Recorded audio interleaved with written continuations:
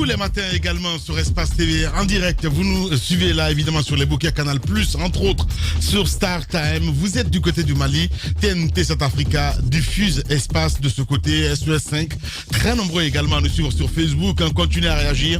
Les contacts s'affichent juste en bas de l'écran, mesdames et messieurs. Je le disais tantôt à la une, en Guinée, le climat politique et social sent le souffre à force de violence physique et verbale, fréquemment arbitraire. Les lignes tenues donc par les acteurs sociopolitiques ont fini par raidir. L'avenir brumeux, les voix de la paix étouffées.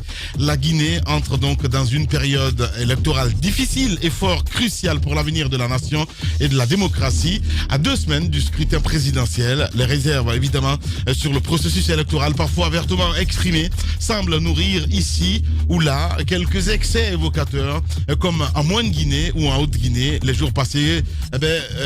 Comment assurer donc à la Guinée un processus électoral apaisé? Nous posons cette question ce matin chez les GG. Que peut-on attendre de chaque acteur engagé dans le processus? Khalifa Gassama Diaby, ancien ministre activiste, il est notre invité ce matin chez les GG. Avant de continuer évidemment l'émission, quelques réactions des auditeurs. Ils sont très nombreux à nous envoyer des SMS sur le 657 39 13 13.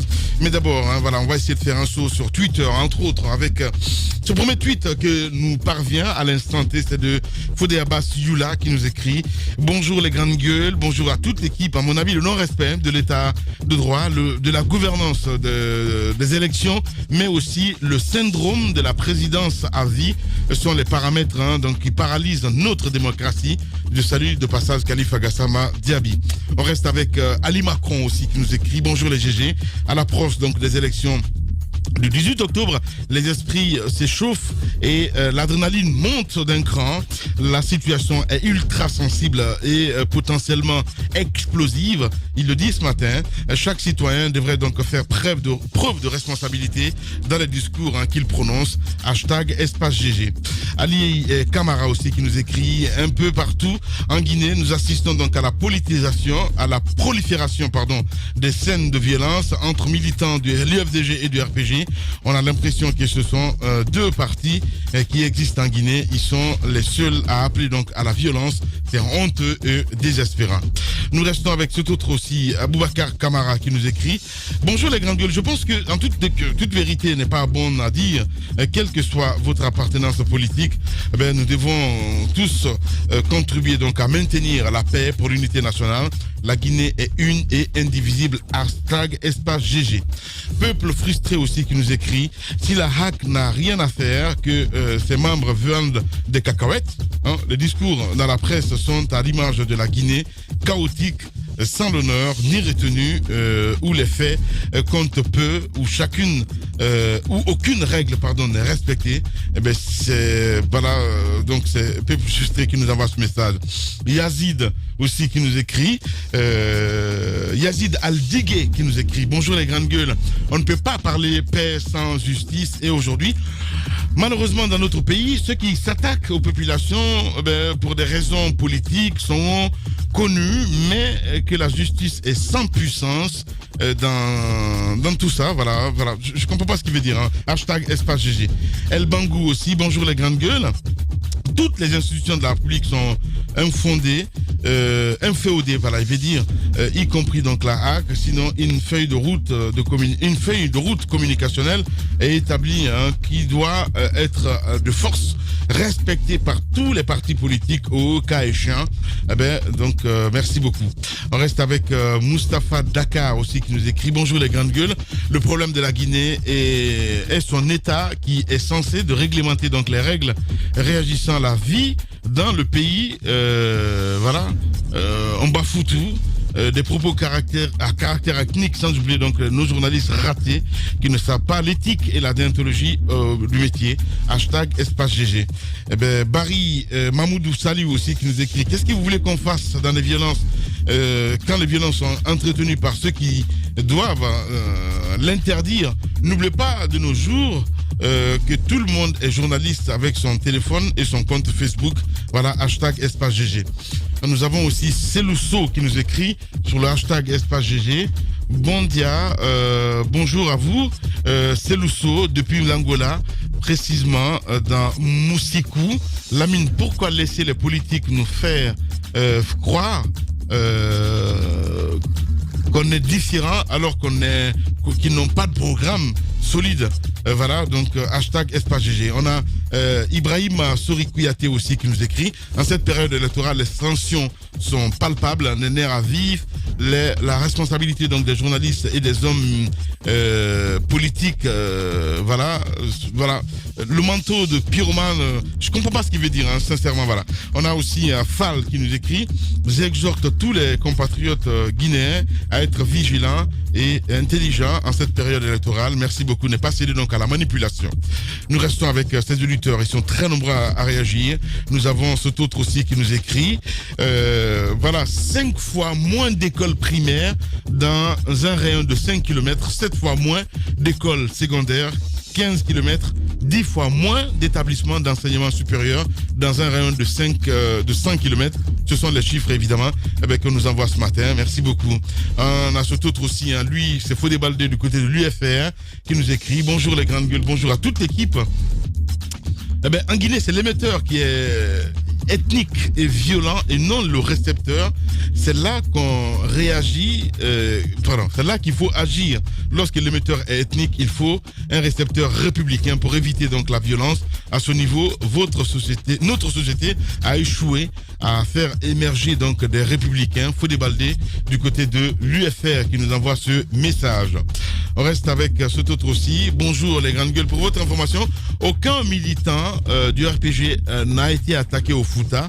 Les militants de l'UFDG attaqueront jamais un RPGiste.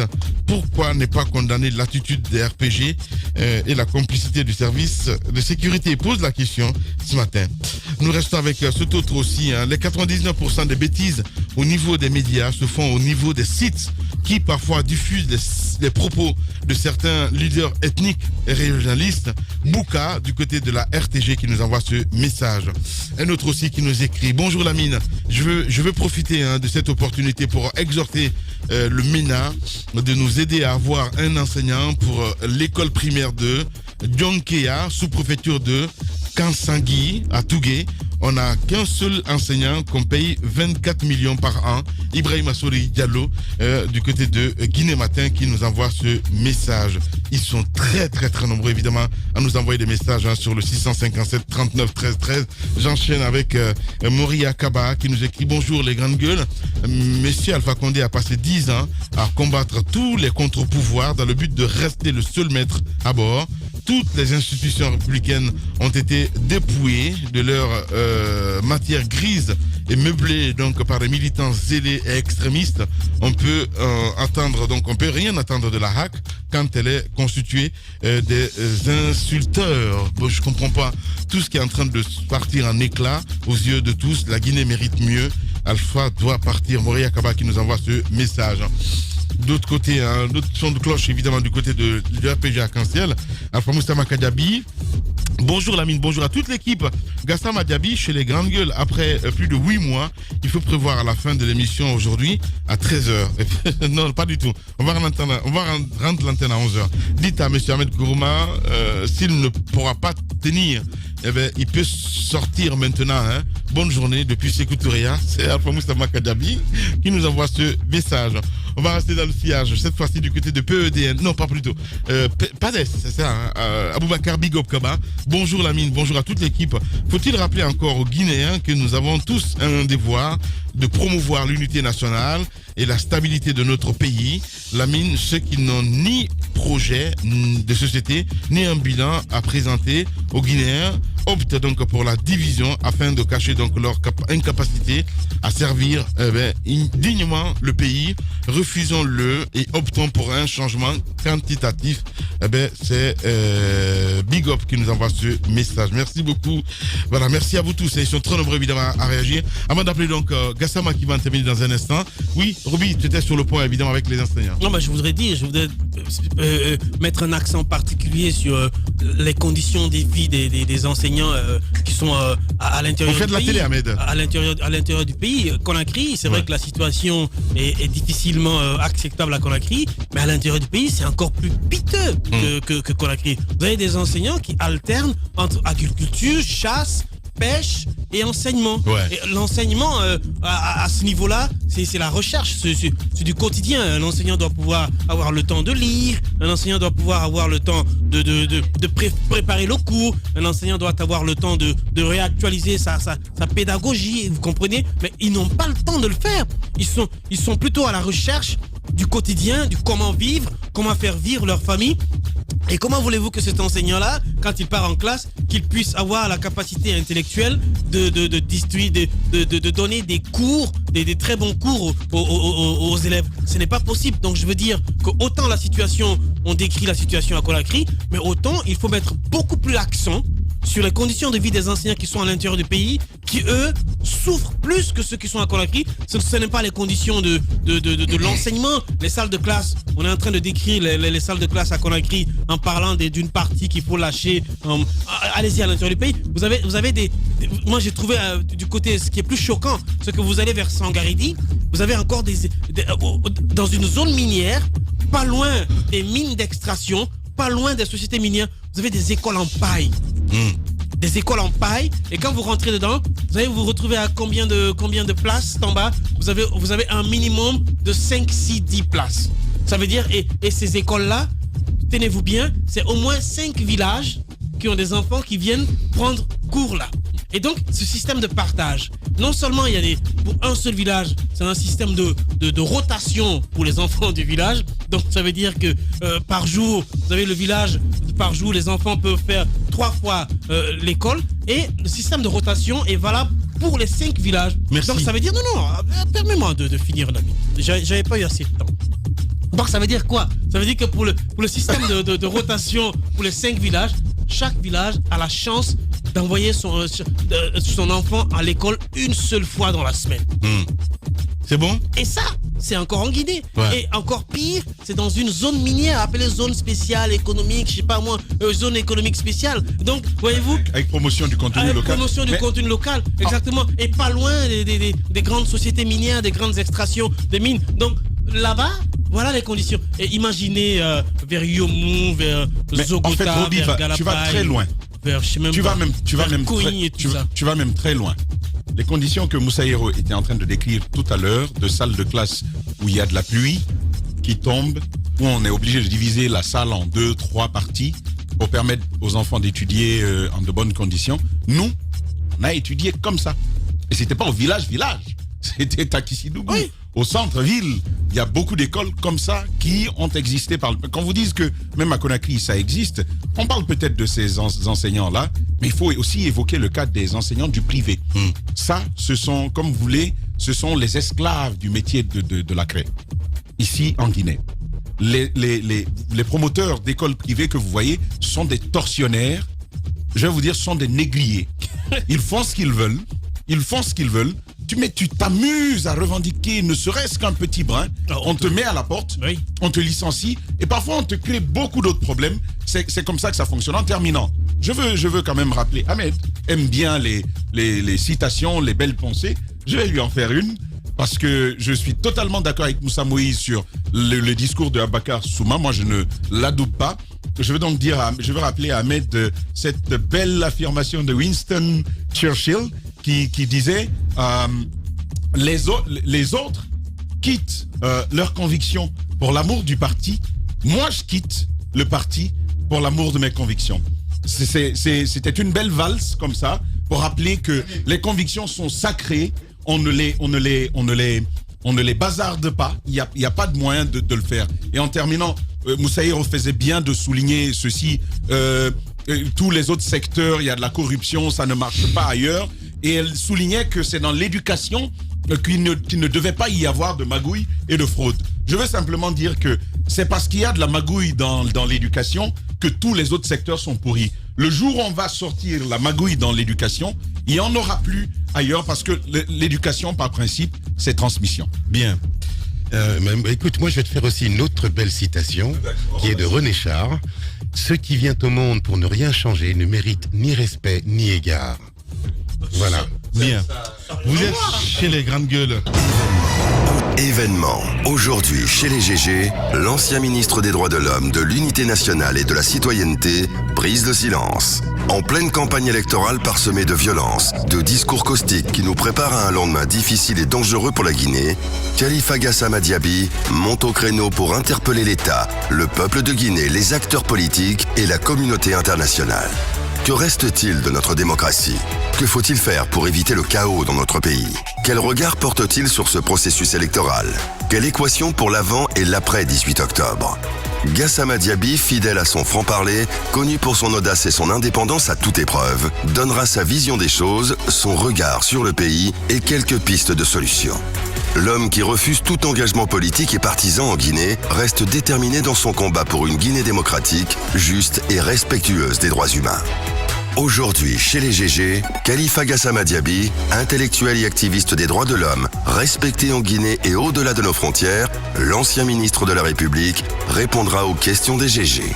Réagissez en live, #EspaceGG. Sur Espace TV tous les matins, mesdames et messieurs. Dans un instant, évidemment, nous allons partir sur le terrain, d'où nous attend donc Khalifa Gassama Diaby, l'ancien ministre de l'ancien ministre de l'Unité nationale, évidemment, qui nous allons appeler, évidemment.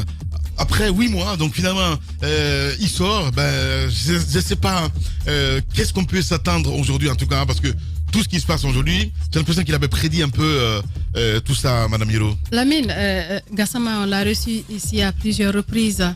Il a parlé de tout ce que nous sommes en train de vivre aujourd'hui. Il a mis en garde, il a alerté quand même toutes ces personnes. Vous le savez, depuis le ministère des Droits de l'Homme, ensuite le ministère de l'Unité nationale et de la citoyenneté, ce monsieur, il véhicule le même message. Il interpelle les gens. Si, il y a le ministère de l'Unité nationale, même si c'est pas comme avant. Sur la liste des gouvernements. Bien. Bon. Alors, dans les faits. Il est là, Madame Hiro. Voilà. Monsieur Gassama, bonjour.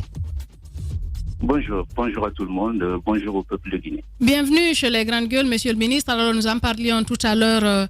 Beaucoup de choses se sont passées, notamment vous avez alerté par rapport aux différentes crises que nous sommes en train de vivre aujourd'hui. Les élections, c'est le 18 octobre. Comment vous observez le climat? Quelles sont vos attentes? Est-ce que vous espérez qu'à cette allure, on pourra s'en sortir? Merci beaucoup, Madame Hiro. Je voudrais dire que je l'observe comme la plupart des Guinéens, avec beaucoup de tristesse et de peine à voir ce pays être champion dans sa capacité à s'engouffrer dans l'impasse permanente. Je dois dire que cette chose qu'on appelle l'État en Guinée est à bout de souffle. Il n'est plus capable de servir et de garantir l'intérêt général. Et en termes de paix, en termes de stabilité, en termes de progrès et de prospérité. On voit très bien ce que cela donne sur le terrain. C'est le garant. L'État est le garant du corps social et de l'harmonie du corps social. Lorsque l'État a failli, on le voit aujourd'hui. On le voit, il n'y a plus d'administration, il n'y a plus d'État, tout le monde est en campagne, il n'y a plus de différence entre ceux qui peuvent s'engager politiquement et ceux qui sont là pour servir le peuple et l'intérêt général. Donc, à partir de ce moment-là, évidemment, le système politique général suit cette défaillance structurelle de l'État, et j'allais même dire une défaillance éthique.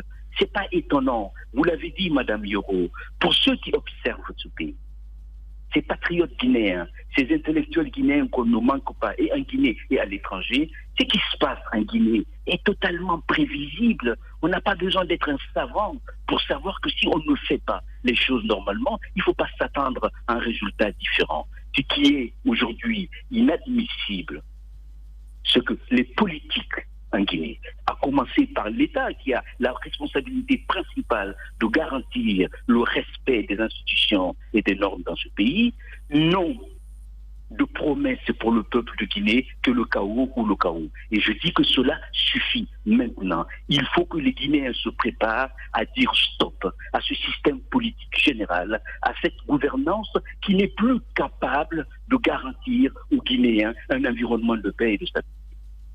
Oui, mais monsieur le ministre, les discours va-t-en-guerre, les discours de discorde, etc., ce n'est pas seulement l'apanage de l'État. Tous les acteurs politiques, ils sont versés désormais. Ben évidemment, mais si vous êtes dans une famille et que le père de famille commence lui-même à ne pas respecter la règle, comment voulez-vous que les enfants de la famille respectent? L'État, il faut connaître l'État. Enfin, l'État, c'est pas un caprice. L'État est là pour garantir un ordre établi par la loi. Lorsque cet État lui-même ne respecte pas cela, lorsqu'on applique la loi en fonction de la gueule du client, lorsqu'on applique la loi en fonction de l'intérêt politique que cela peut donner ou pas, comment voulez-vous que les autres fassent autrement? Évidemment, tout le monde baigne dans ces discours bellicistes et dans ces discours communautaristes, dans ces discours violents, parce qu'on ne respecte pas le peuple de Guinée. Et je dis, et c'est ça l'objet de cette émission aujourd'hui, je dis aux Guinéens qu'ils doivent faire un coup d'arrêt à ce manque de respect qu'on leur adresse. Il faut balayer cette maison, la Guinée. Il faut balayer, il faut en finir avec cette écurie de géants. Parce qu'il y en a marre. Il y en a marre qu'il y ait des clans dans ce pays qui se battent pour leurs intérêts, qui se battent pour la politique, qui se battent pour le pouvoir, mais on n'en a rien à faire. Vous avez passé toute la matinée à décrire l'état de délabrement institutionnel, l'état de délabrement social, l'état de délabrement sanitaire, l'état de délabrement du système éducatif de ce pays. Il y a 2 jours, on a fêté 62 ans d'indépendance de ce pays. Mais enfin, il faut être aveugle ou alors totalement pour ne pas constater que ce pays part à volo. Et il faut que cela s'arrête. Il y a plus de 12 millions de Guinéens. Nous n'allons pas rester assis, les bras croisés pour qu'on nous amène à l'abattoir. À un moment donné, il faut que cela s'arrête. Que cela s'arrête. Le pouvoir ou la politique n'a qu'un seul et unique objectif. Monsieur le ministre, vous parlez de ce peuple qu'on ne respecte pas, mais je voudrais vous rappeler ceci. Ne dit-on pas que le peuple a les dirigeants qu'il mérite? Est-ce qu'à la fin, c'est pas ce peuple-là qui se laisse tout le temps manipuler, qui prête le flanc au discours belliciste dont vous parlez, mais aussi au discours communautariste? Est-ce que ce peuple-là n'est pas en quelque sorte responsable de ce qui lui arrive? Évidemment, on peut faire cette analyse. On peut effectivement, à un moment donné, penser qu'il y a une fatalité qui étreint ce peuple. Mais je peux vous dire, le peuple de Guinée est un peuple courageux. On a fêté l'indépendance il y a 2-3 jours. C'est un peuple courageux. C'est un peuple digne. Et je crois qu'on peut faire l'analyse que vous venez de faire.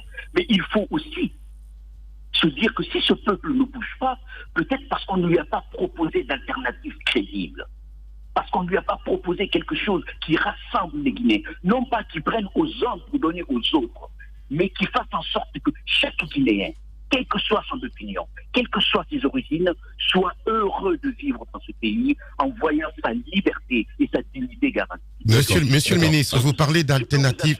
Permettez-moi de dire cette phrase. Je peux vous assurer, Madame Yoro, que ce peuple va bouger. Ce peuple va bouger. Et croyez-moi, dans pas très longtemps.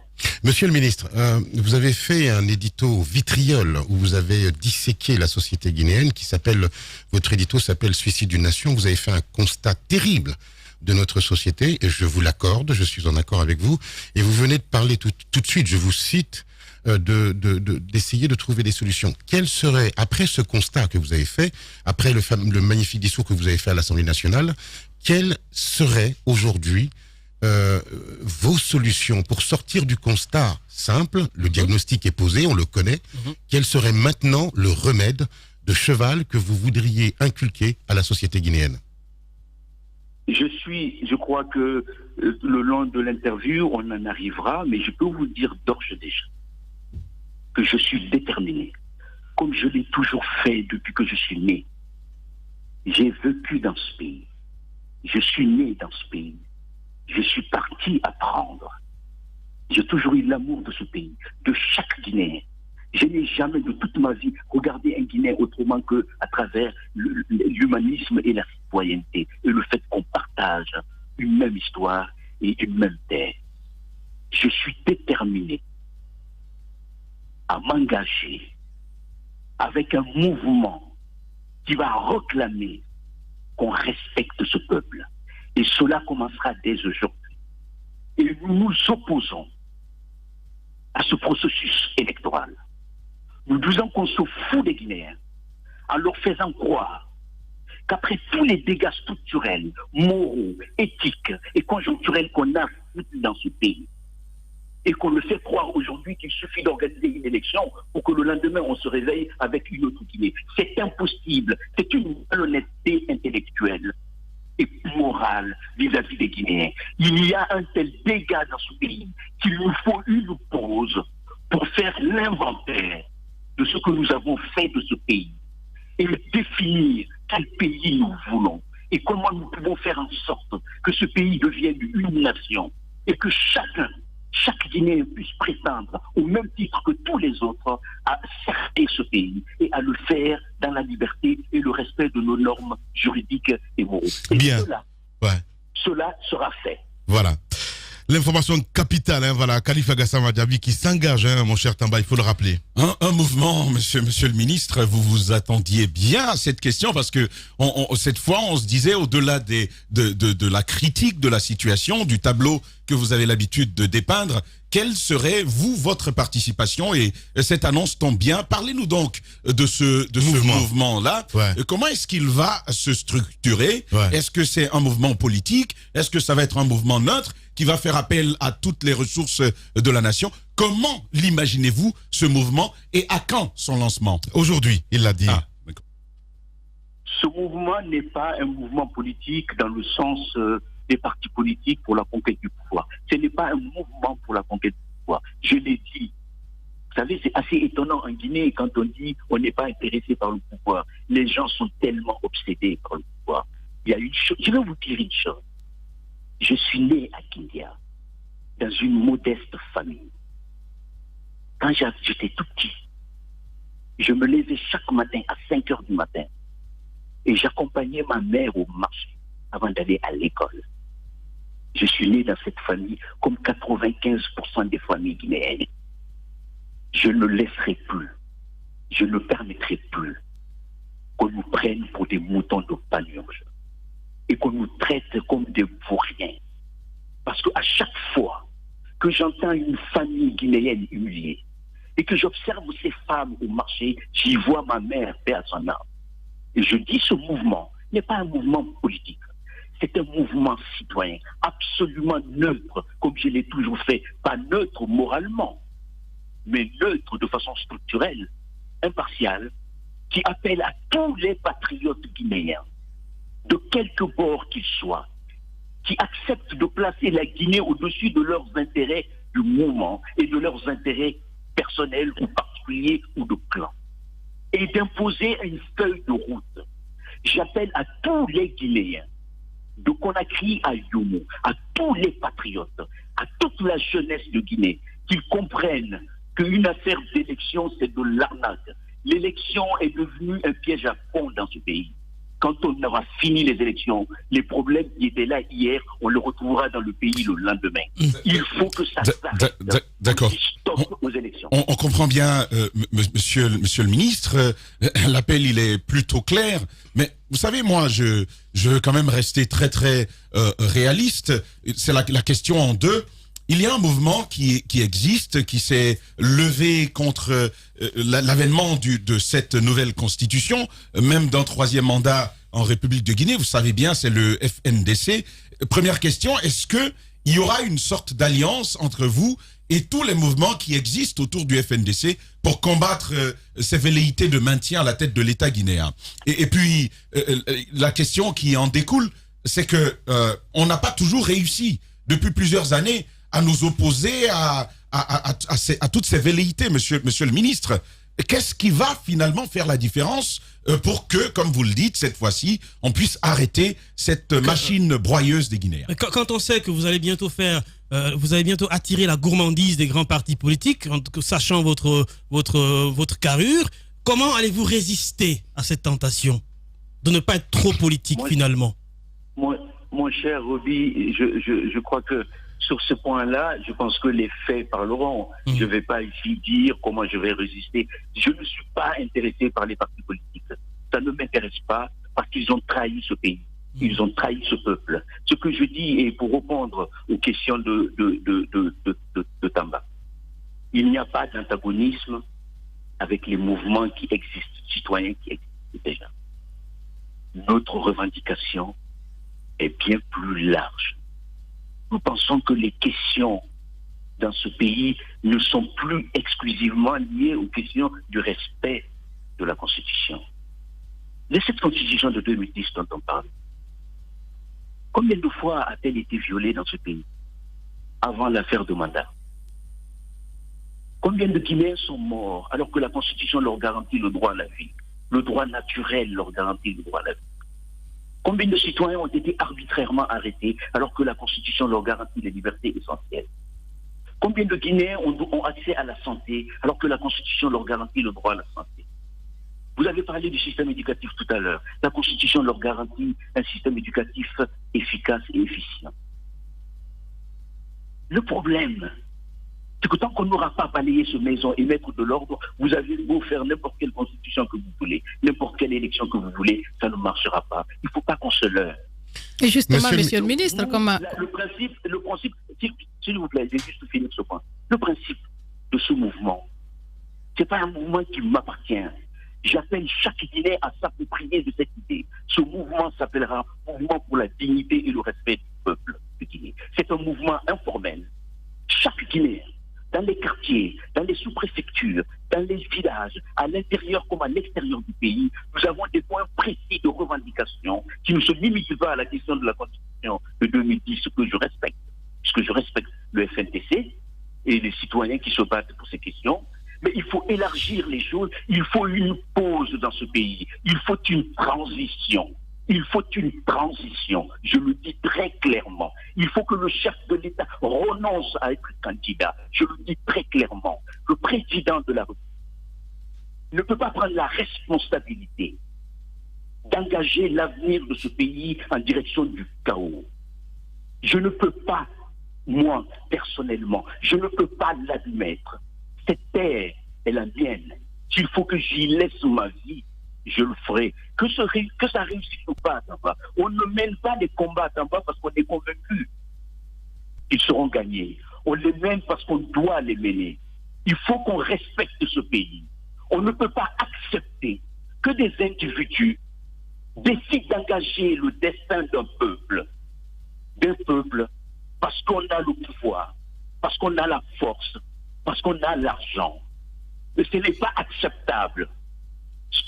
C'est trop. Il faut que l'équipe... Mais est-ce que vous regardez l'état de ce pays? Est-ce que vous regardez la misère qui étreint ce peuple? Est-ce que vous regardez la souffrance dans le visage des Guinéens? Et puis qu'est-ce qu'on voit à côté? Des gens qui viennent dire nous faisons une élection et qui nous tympanisent dans les quartiers avec des musiques et qui nous disent le lendemain de l'élection aux Guinéens, votre vie va changer. C'est du pipeau, c'est des conneries. Il faut qu'on respecte ce pays. Il faut qu'on respecte ce peuple.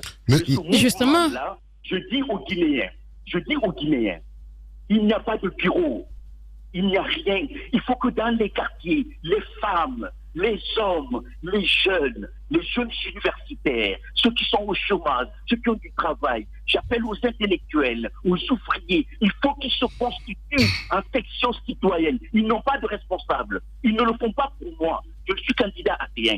Mais il faut, quand on lancera, on donnera nos points de revendication. Si rien n'est fait, nous nous lèverons pour défendre l'honneur de ce pays comme les héros de l'indépendance l'ont fait. Nous avons dit non à la colonisation.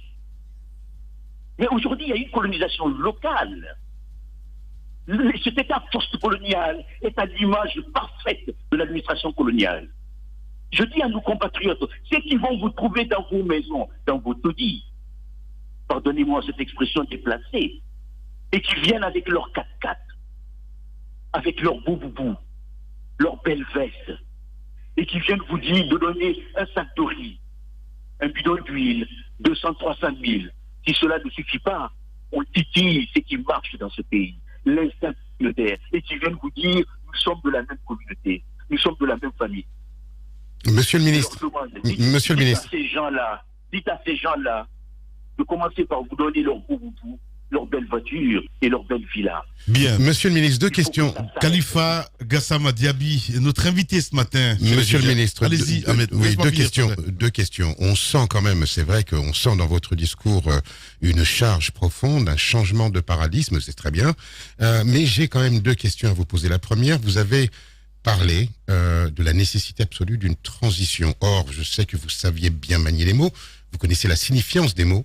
Qu'est-ce que vous entendez par transition, parce que vous êtes quand même un républicain convaincu. Deuxième question, je pense que vous savez aussi que pour en finir justement avec tout le diagnostic que vous venez de poser, il faut revenir à la, comment dirais-je, à la première idée de la politique, c'est-à-dire l'idéologie. Ce sont des idéologies de droite, de gauche, du centre-gauche ou de ce que vous voulez.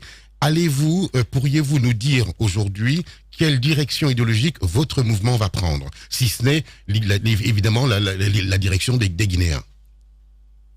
Ahmed, les Guinéens ne sont pas dans ce... On n'est pas dans l'idéologie là. D'accord. C'est dans du concret. On veut qu'il y ait dans ce pays, on peut l'appeler comme on veut, une conférence nationale, une réconciliation nationale, tout ce que vous voulez. On veut que le peuple décide de ce qu'il veut pour ce pays, mais qu'il le décide avant, et qu'il fixe les règles, et qu'il dise ce qu'il faut, et qu'on transforme cette administration, qui n'est plus une administration de développement, qui est devenue une administration de propagande, et qu'on fasse en sorte que la préoccupation de l'intérêt général soit au cœur de l'action de l'État. Parce qu'en fait, on ne peut pas mieux se servir que ceux qu'on est censé servir.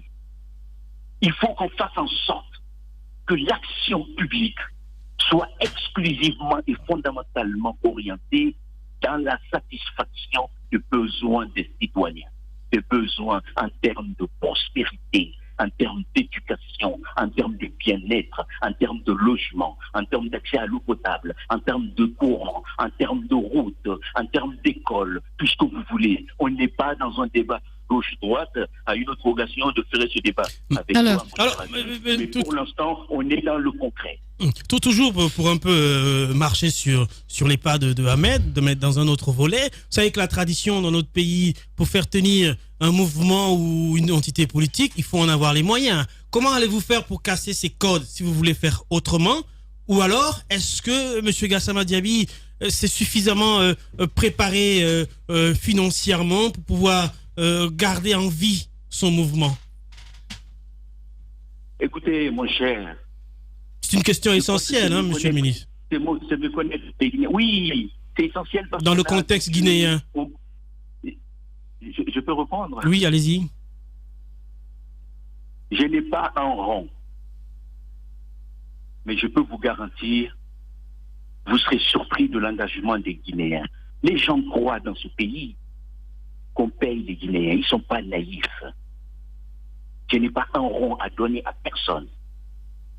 Parce que cette bataille, c'est leur bataille. Cette bataille, c'est la bataille de leur honneur et de leur dignité. L'honneur et la dignité de ce pays.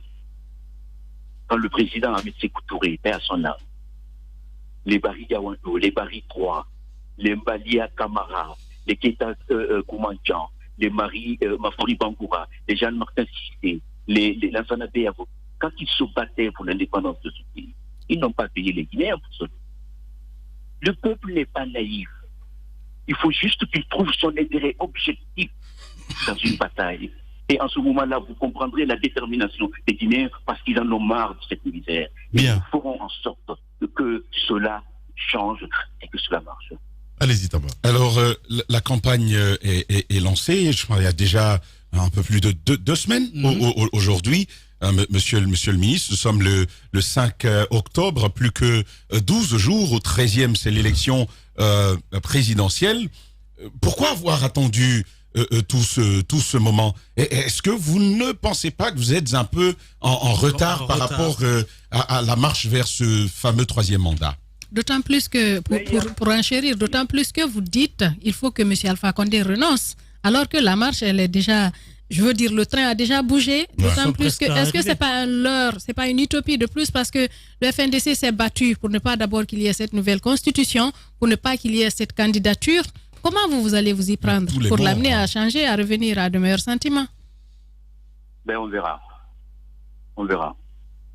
Ce que je sais et ce que je dis aux Guinéens, s'ils laissent les choses se passer comme cela se déroule maintenant, je les conseille d'aller creuser leur propre tombe parce que ce pays ne changera pas.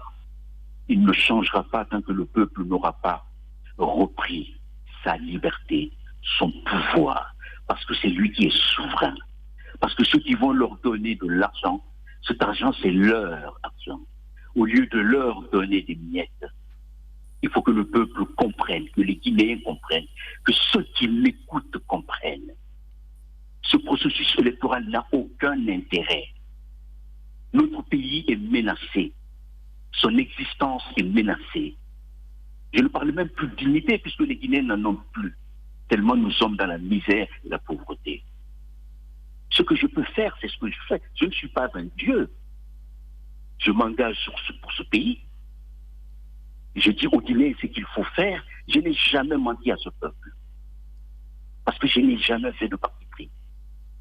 Je leur dis, même à la veille des élections, si le peuple veut que ça paraisse, ça paraîtra. D'accord. Monsieur le ministre, vous avez quand même des accents anarchisants et révolutionnaires aujourd'hui. C'est quand même très étonnant.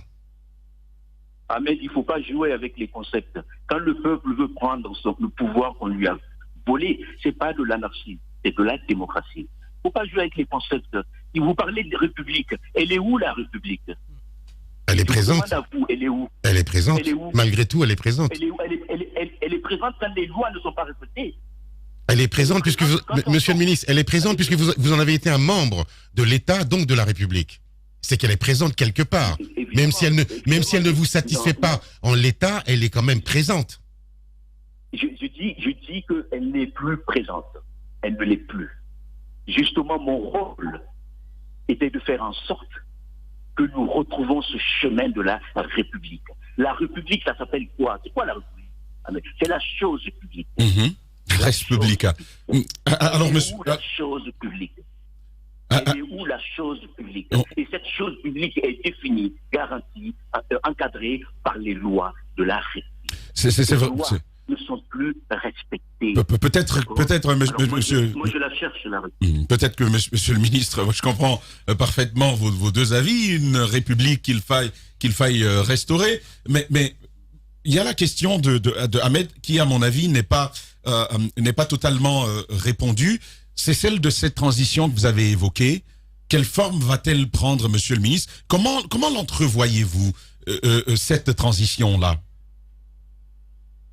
Écoutez, quand le peuple aura décidé de dire à l'État, ou à ce qu'il en est, au gouvernement et aux acteurs politiques, nous ne sommes plus satisfaits de l'état de ce pays et de ce qui se passe.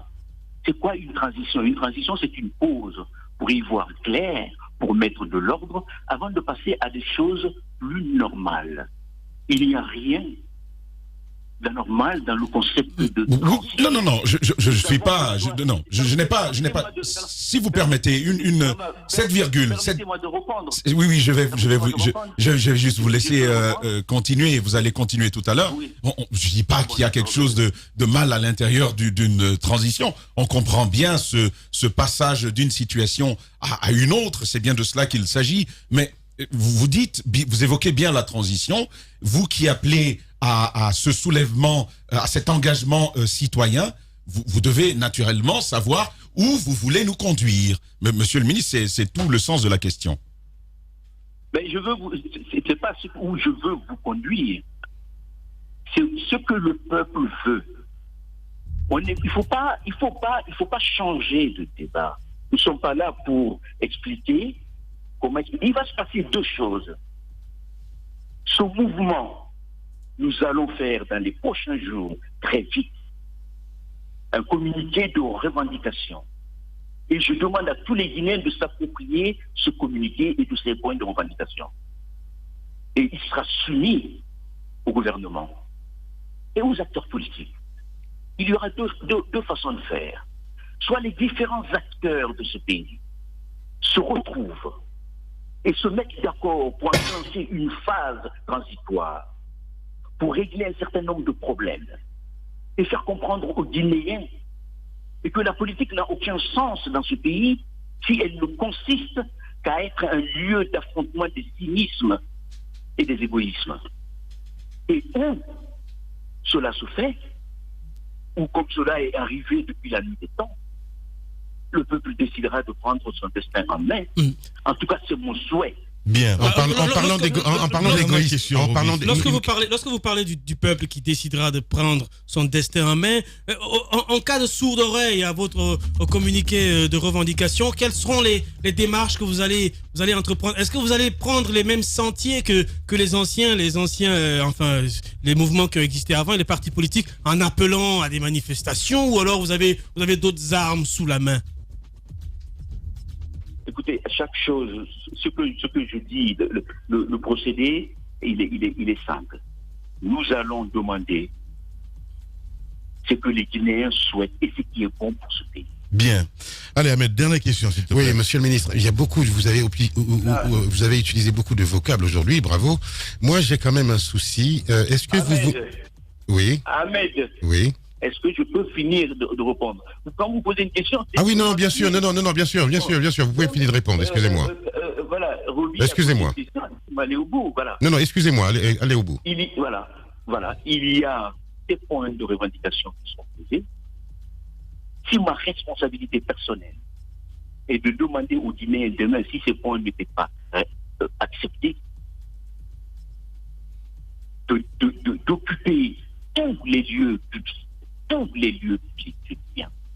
Et je veux bien préciser, l'objectif de ce mouvement n'a rien à voir avec des querelles politiques ou idéologiques entre les partis politiques. Ce n'est pas un mouvement qui concerne les militants des partis politiques, de quelque bord qu'ils soient. Et je le dis aux Guinéens qui le comprennent très bien. C'est un mouvement qui demande à ce qu'on fasse un arrêt de processus électoral qui n'a aucun intérêt pour les pays. Bien. On ne peut pas donner le permis de construire à quelqu'un qui n'a pas de terrain. Il n'y a plus d'État. Il n'y a plus d'État. Nous n'avons plus d'État. Nous n'avons plus d'administration. Nous n'avons plus de corps social. Nous sommes devenus un magma d'individualité égoïste et narcissique et de clans antagonistes. Et on veut dire aux Guinéens, aller aux élections, avec le drame que cela constitue. Après les élections, on retrouve devant les mêmes problèmes. Et puis après, on dira aux gens, non, vous ne pouvez plus rien dire, quelqu'un a été élu. Mais écoutez, pourquoi on se fout de ce peuple? Tout le monde sait que ça, c'est de l'arnaque. Et que ça ne marche pas, ça n'a jamais marché. Maintenant, nous demandons, et j'invite, je le redis encore, l'ensemble de nos compatriotes à se préparer. S'ils aiment ce pays, s'ils sont attachés à leur honneur et à leur dignité, pour qu'on fasse en sorte que ce pays redevienne une bonne fois pour toutes un pays souverain, comme les pères et les héros de l'indépendance l'ont fait avec la colonisation. Oui, monsieur le ministre, quand vous parlez de magma, d'individualité, est-ce que vous ne vous trouvez pas un peu auto-centré en appelant les Guinéens à occuper tous les lieux publics, en remettant en cause la République et donc l'État? Écoutez, si la République ne sert pas le peuple, si l'État ne sert pas le peuple, pourquoi on ne le remettra pas en cause? Pourquoi? Au nom de quoi? Et puis il n'y a pas d'individualité. Je dis, ce mouvement, moi je demande aux Guinéens de s'approprier et d'attendre les consignes. Nous allons aller étape par étape. Nous dirons ce qu'il faut pour ce pays. Nous invitons les différents acteurs politiques et l'État en tête de prendre la responsabilité d'accuser ce pays et de déclencher une phase de dialogue sincère, une phase transitoire qui permettra à ce pays de poser les vraies questions et de parler des vraies choses, des vrais débats et de sortir tout ce qui est sur le tapis pour que les injustices, les frustrations, les malentendus soient levés et qu'on fasse une véritable organisation territoriale de ce pays qui permet d'ailleurs de retirer une bonne partie du pouvoir centralisé qui est à Conakry et de redonner du pouvoir à des collectivités territoriales locales et de faire en sorte que le pouvoir soit le plus près des citoyens et qu'on respecte les citoyens. Il faut réorganiser ce pays il faut redéfinir notre pacte social. Et si, à chaque fois qu'on veut faire quelque chose, et puis on dit, il faut être républicain. Je suis républicain, profondément républicain. Mais il faut encore faut-il que la République a un sens. Ou alors on dit, il faut parler de la paix. Mais de quelle paix parle-t-on? La paix qui profite au système. La paix qui fasse en sorte que le système continue à étrangler ce peuple. Moi, je veux la paix, mais une véritable paix dans laquelle chacun y trouve son intérêt. Bien. Une paix qui soit fondée sur la justice, sur le respect des principes républicains et des principes démocratiques. Voilà, Gassama Diaby. Allez, on va essayer de rappeler un long mouvement, c'est important, mon cher Taba. Justement, monsieur le ministre, votre mouvement, vous l'appeliez comment? Dignité et respect pour le peuple. Voilà. Dignité et respect pour le peuple. Khalifa Gassama Diaby était notre invité ce matin. Merci beaucoup, en tout cas, monsieur le ministre, d'avoir accepté notre invitation ce matin. On est pris par le temps. On aurait vraiment souhaité qu'il soit avec nous dans ce studio, mais que cela ne tienne. Ce n'est qu'une partie remise. On va essayer de remettre tout ça. Merci à vous tous à l'international. Merci à Mohamed Diaby à la réalisation, à Cabinet Condé à la régie et à toute l'équipe en région. Demain, on se retrouve pour un autre numéro avec un autre invité. Eh bien, c'est bien sûr le président de PADES qui sera avec nous. Prenez soin de vous. À demain.